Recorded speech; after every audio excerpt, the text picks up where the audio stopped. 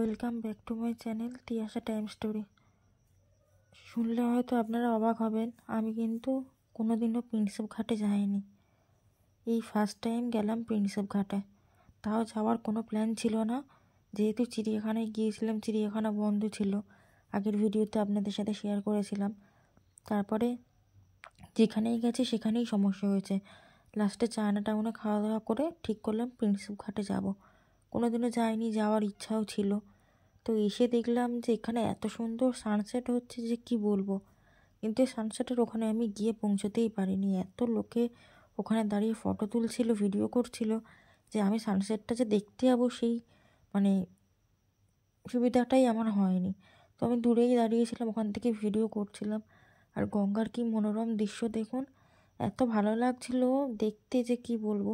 বাবুঘাটে আমি গেছি অনেকবার, গঙ্গা আরতি দেখেছি, তবে এখানে গঙ্গার কিন্তু একটু অন্যরকম রূপ দেখলাম। আর এই নৌকাগুলো চড়ার খুব ইচ্ছা ছিল, কিন্তু জলে আমার এত ভয় লাগে, সেই জন্য নৌকাগুলো চড়িনি। তবে অনেকেই চড়ছিল, সেগুলো দেখছিলাম। তো বেশ ভালো লাগলো আমার এই প্রিন্সেপ ঘাটে এসে। বাবুঘাটে বেশ কয়েকবার গঙ্গা আরতি দেখেছিলাম, ওখানে এটা আবার অন্যরকম। ওই দেখুন কি সুন্দর হচ্ছে সানসেটটা, চারিদিকটা এত সুন্দর দেখতে লাগছে কি বলবো। আমার তো ভীষণ ভালো লাগলো গিয়ে। আর ফার্স্ট টাইম গেলাম, ওই জন্য মনে হয় আরও বেশি ভালো লাগলো।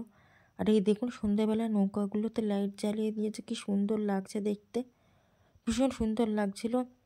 অনেকক্ষণ ওখানে বসেছিলাম, গঙ্গা দেখছিলাম, বেশ ভালো লাগছিলো। যেহেতু আমার বাড়ির এদিকে গঙ্গা টঙ্গা কিছু নেই, সেই জন্য না গঙ্গা আমার বেশ ভালো লাগে, কিন্তু জলে খুব ভয় লাগে।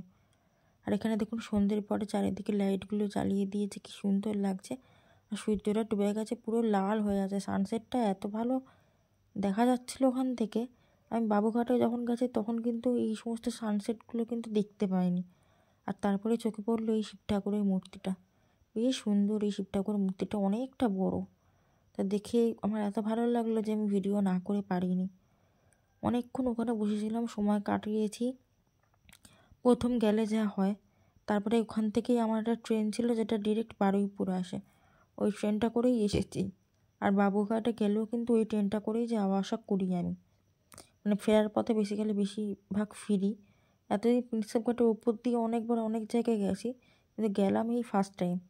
আর এখানে দেখুন লাইটটা একদম কমিয়ে ভিডিও করেছি, ওখানে ব্রিজটা দেখা যাচ্ছে, এত ভালো লাগছিল যে কি বলবো। এতদিন হাওড়া ব্রিজ থেকে নিচে দেখতাম প্রিন্সেপ ঘাট, কিন্তু কোনোদিনও আসা হয়নি। মানে সবাই শুনলে হয়তো হাসবে যে আমার এই 26 বছর বয়সে জীবনে আমি ফার্স্ট টাইম প্রিন্সেপ ঘাটে গেলাম। তা আমার তো বেশ ভালো লাগলো। তা আপনাদের কার কেমন লাগে প্রিন্সেপ ঘাট অবশ্যই জানাবেন। আর এই নৌকাগুলো চললাম না শুধুমাত্র ভয়ের জন্য। আর তারপরে এবার বাড়িতে চলে আসবো, বেরিয়ে আসবো, ওই জন্য দেখুন বাইরের দিকটা চলে এসেছি। তো সন্ধেবেলা বেশ ভালো লাগছে এই সাদা বিল্ডিংটা, তাই একটু ভিডিও করছিলাম। আর ওখানে তো লাইট দিয়ে দিয়েছে সেলফি টেলফি তোলার জন্য। তো আজকে ভিডিওটা এটুকুই, দেখা হবে পরের কোনো একটা ভিডিওতে। এখন শীতকাল পড়ছে, টুকটাক এদিক ওদিক ঘুরতে যাওয়া হবে। তো কোথায় যাই, কি করি না করি সবটাই আপনাদের সাথে শেয়ার করব। তো আজকে ভিডিওটা এটুকুই, দেখা হবে পরের কোনো ভিডিওতে। ততক্ষণের জন্য সবাই ভালো থাকবেন, সুস্থ থাকবেন, আর আমার সাথে থাকবেন।